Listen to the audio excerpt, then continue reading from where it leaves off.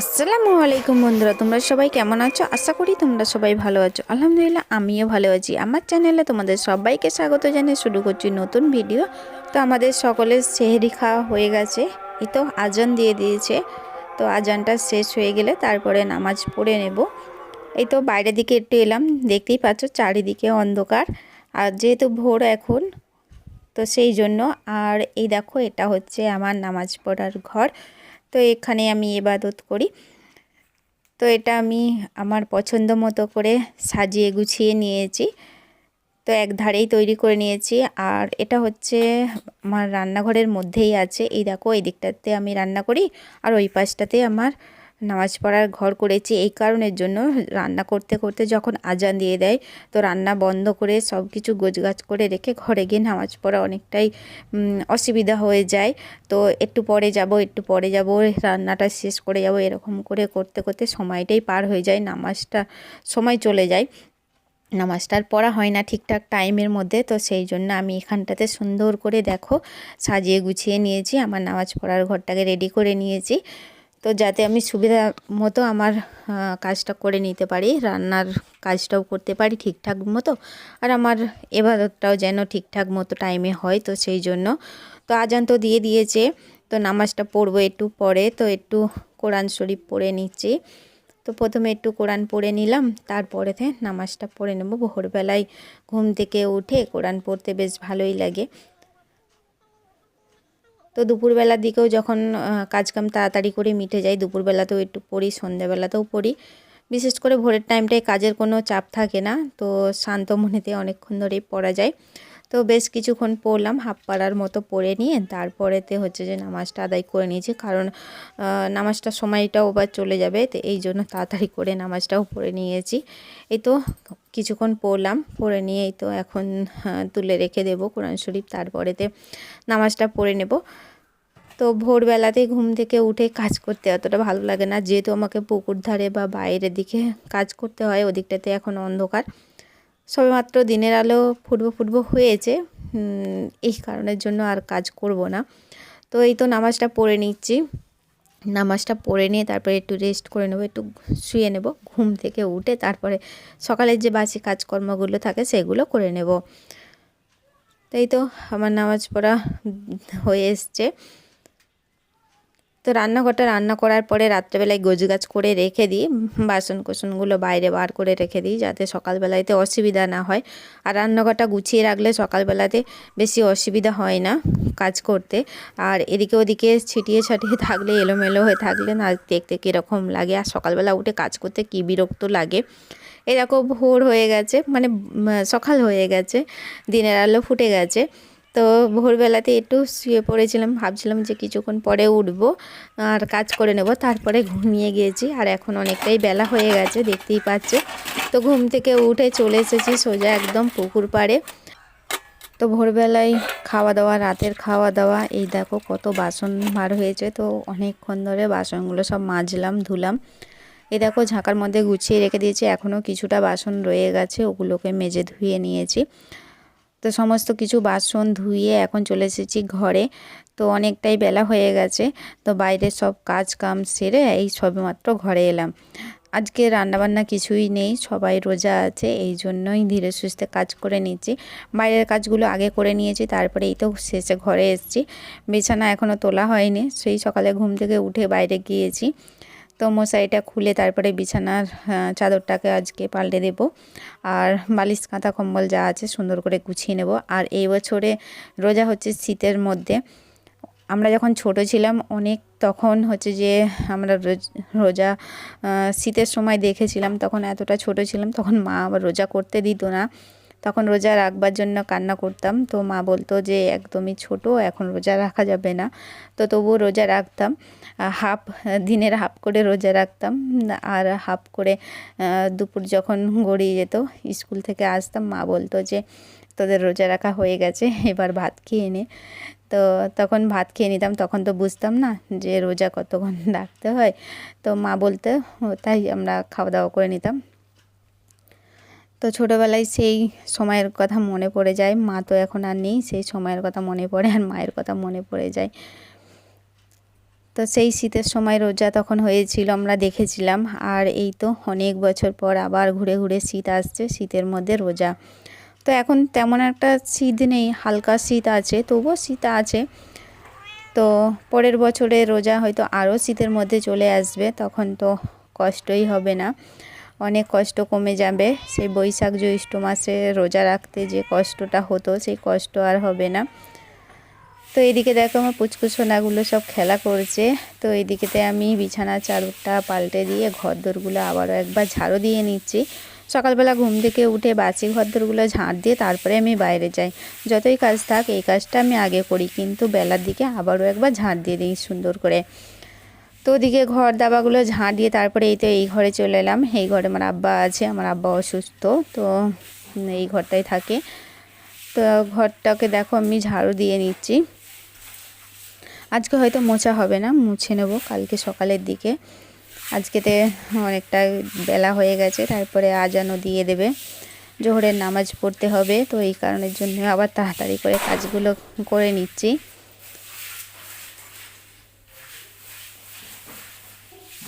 এই দেখো এই দিকটার গেটটা খুলে দিচ্ছি, এদিকের গেটটা বন্ধই থাকে, দিনের মধ্যে একবার করে হয়তো খুলি কখনো দরকার থাকলে।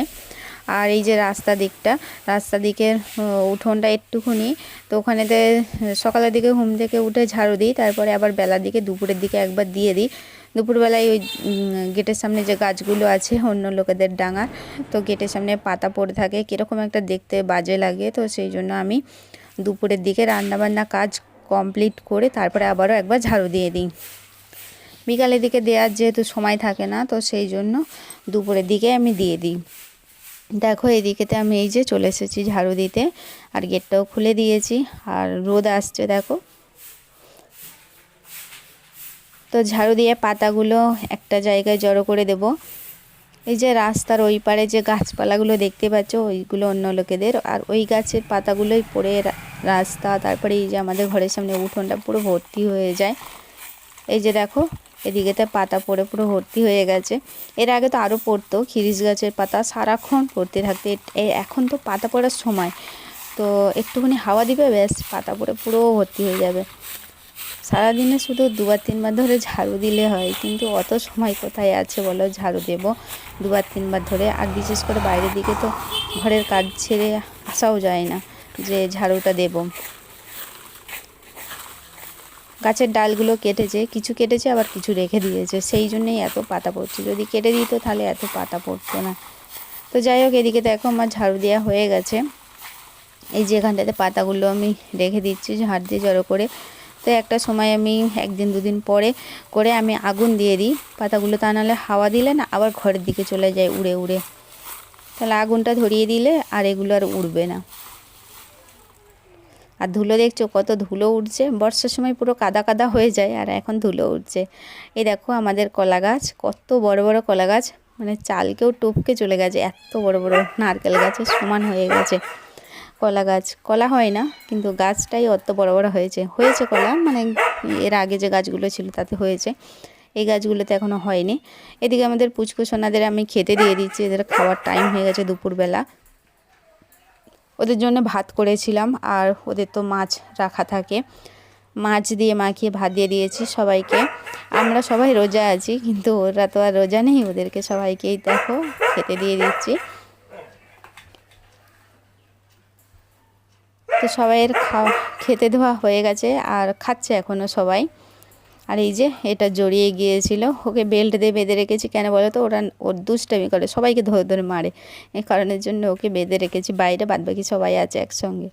তো দুপুরের সমস্ত কাজ করা কমপ্লিট হয়ে গেছে, আমি গোসল করে চলে এসেছি। এই তো জোহরের নামাজটা পড়ে নিচ্ছি, তারপরে রাতের জন্য রান্নাবান্নার জোগাড় করতে হবে, ইফতারের জোগাড় করতে হবে। এই রোজার মাসে তো কাজের শেষ নেই, সারা দিন কাজ। রোজার দিনেতে বলে কাজ কম থাকে, কিন্তু রোজার দিনে বেশি বেশি কাজ থাকে। সকালের দিকে হয়তো রান্নাটা করতে হয় না, কিন্তু সারাদিনের যে কাজ টুকিটাকি কাজ, তারপরে ইফতারের জোগাড় করা, রান্নাবান্না জোগাড় করা, হাতের কাজ, এগুলো সব সামলে সময়টা যেন কোথায় থেকে চলে যায়, মনে হয় যেন সারাদিনের সময়টা কম পড়ে যাচ্ছে, আরেকটু যদি বেশি হতো ভালোই হতো। একটু যে রেস্ট নেব তার তো সময় একটুকুও পাই না, মনে হয় যেন সময়টা কোথায় দিয়ে চলে যাচ্ছে, আর একটু বেশি যদি সময় হতো বেশ ভালো হতো। এই তো জোহরের নামাজ পড়ে চলে এসেছি দেখো বাইরে, গোসল করে উঠেছি তো হালকা হালকা ঠান্ডা লাগছে, তো সেই জন্য একটু রোদে বসেছি। আর কিছুটা কাজ ছিল, হাতের কাজ, তো প্যান্ট নিয়ে বসে পড়েছি বোতাম টাকতে। একটা কালার করা হয়ে গেছে আর এইটা সেটিংয়ের মাল, তো হাটের মাল যাবে, তো এই কটা বাকি রয়ে গেছে, তো ভাবলাম করে দিই তারপর রান্নাটা করব, মানে সবজি কাটবো, রান্না বলছি, রান্না বান্নার জন্য সবজি কাটবো। আর সবজি টবজি নিয়ে সব চলে এসেছি, দেখো আমার পাশে রাখা আছে, তো এই কাজগুলো করে নিয়ে তারপরে তো সবজিটা হাত দেবো, কারণ আমি যদি এই সবজিগুলো কাটি আর রান্নার কাজে মানে রান্নার জন্য হাত লাগিয়ে দিই আর এই কাজটার করা হবে না, মালটা আর্জেন্ট আছে, তো হাটে যাবে, সমস্ত কিছু হয়ে গেছে, আই কাজ করা হয়ে গেছে, আইলেট মারা হয়ে গেছে, শুধু বোতামটা টাকলে হয়ে যাবে, তারপর ইস্ত্রি করে দেবে। তো হাটের দিনের মাল থাকলে না বহুত তাড়া থাকে, এক সংসারে কাজ, দ্বিতীয়ত আবার এই হাতের কাজ। তো একটা প্যান্টের মধ্যে 6টা বোতাম, এই দেখ ওখানেতে 6টা 7টা নিয়ে এসেছি, বাদবাকিগুলো কালকে রাত্রে টেকে নিয়েছি, মানে আগের দিনে রাত্রে, আর এই কটা বাকি রয়ে গিয়েছিল। তো সকালের দিকে তো একটু টাইম হয়নি যে করে দেব, এই তো এখন একটু টাইম পেয়েছি, এখন 3টে 3:30 বাজে, অনেকটাই সময় আছে। তো রান্নার জোগাড়টা করে তারপরে ইফতারের জোগাড়টা করব, তার ফাঁকে এই তো এই কাজটাও করে নিচ্ছি, সবগুলোই তো করতে হয় টাইমের মধ্যে ম্যানেজ করে। একটা কাজ নিয়ে পড়ে থাকলে তো আমাদের মেয়েদের চলে না, আমাদের সব দিকেই খেয়াল রাখতে হয়, সব কিছুই টাইম মতো করতে হয়, একটু এদিক ওদিক করা যাবে না। এই দেখো বোতামগুলো টাকা হয়ে গেছে, 6টা বোতাম টেকে নিয়েছি, আর এই যে এখানটায় আইলেটটা দেখতে পাচ্ছ, ওটা তো আগেই করে নিয়েছি, আর আই কাজটা আগে করে নিয়েছি। আই কাজ কাকে বলে, ওই যে লাল সুতো দেখতে পাচ্ছ কোমরে যে আইলেট আছে, ওইটা যেখানটায় লাগানো হয় বোতামের ঘর, ওটাকে আমরা আই কাজ বলি। এই যে সমস্ত প্যান্টের বোতামগুলো টাকা হয়ে গেছে, এই যে এখানে 6-7টা আমি নিয়ে এসেছি, এগুলো সব টাকা হয়ে গেছে, কমপ্লিট হয়ে গেছে, এগুলোকে এক ধারে রেখে দেবো। এই দেখো এখন এই যে সবজিগুলো নিয়ে বসেছি, কাঁচকলা আছে, বিচে কলা আছে, তারপরে মূলো, অনেক কিছু আছে, আদা রসুন পেঁয়াজ ডাঁটা সব কিছু ধরে নিয়ে একদম যা যা সবজি ছিল সব নিয়ে চলে এসেছি। ওলকপি আলু বিট রান্না করব, এই যে ডাঁটা, তারপরে কাঁচকলার ঝোল, বিচে কলা ভাজা হবে, আর হবে গরু মাংস কষা। তো সবজি কাটতে বসে পড়েছি, দেখো কলা কেটে নিচ্ছি, 2 রকমের কলা কাটবো, একটা কাঁচকলা একটা বিচে কলা, কাঁচকলার ঝোল হবে আর বিচে কলাটা ভাজা করব, যেটার মধ্যে অনেক দানা থাকে ওটাকে বিচে কলা বলি আমরা, অনেক দানা থাকে বলে। তো রান্নাবান্নাটাও তাড়াতাড়ি করে নেব, আর ইফতারের পরে না রাত্রে রান্না করতে অনেক কষ্ট লাগে, বিরক্ত লাগে, সেই জন্য ইফতারের আগেই করে নেব। তো রান্নাঘরে এখন চলে এসেছি, এই যে ছোলা ভুনা করে নিচ্ছি, তেল পেঁয়াজ লাল হয়ে এসেছে, আর ওই যে আলু আর ছোলাটাকে আগে একটু সিদ্ধ করে নিয়েছি, তারপরে এই যে তেলের মধ্যে দিয়ে দিচ্ছি, আর ওই দিকের কড়াটার মধ্যে হচ্ছে তরকারিটা আগে করে নিচ্ছি, ভাতটা পরে করব, ভাতটা বসিয়ে দিয়ে তারপরে চলে যাব ইফতারের জোগাড়, মানে ইফতার করতে আমরা বসে পড়ব, গিয়ে ইফতারের জোগাড় করে নিয়ে তরকারিগুলো করতে টাইম লাগে, ভাতটা তো আর টাইম লাগবে না, ভাতটা বসিয়ে দিলে ভাত হয়ে যাবে। তো এদিকে ছোলা ভুনাটা হয়ে গেছে, আর এই যে পেঁয়াজি করে নিচ্ছি, গরম গরম পেঁয়াজি, তারপরে বেগুনি করে নেব, আর ছোলা ভুনাটা তো আগেই হয়ে গেছে, আর ওদিকেতে আমার হাজব্যান্ড ইফতারের জোগাড়টা করে দিচ্ছে, আমার হাতে যেহেতু এদিকে কাজ আছে দেরি হয়ে যাচ্ছে, তো সেই জন্য উনি করে দিচ্ছে। আর বিশেষ করে যখন ঘরে থাকে আমার হাজব্যান্ড, উনি ইফতারের জোগাড়টা করে দেয়, সব সময়ের জন্যই করে দেয়, আর যখন ঘরে থাকে না তখন আমি করি।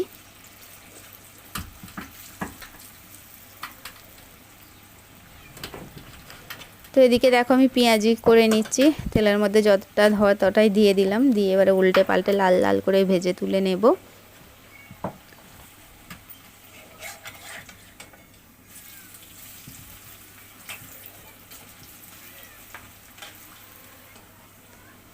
তো যেইগুলো দিয়েছিলাম দেখো সেইগুলো সবকটা ভাজা হয়ে গেছে, লাল লাল করা হয়ে গেছে, এই যে তুলে নিচ্ছি তেল থেকে।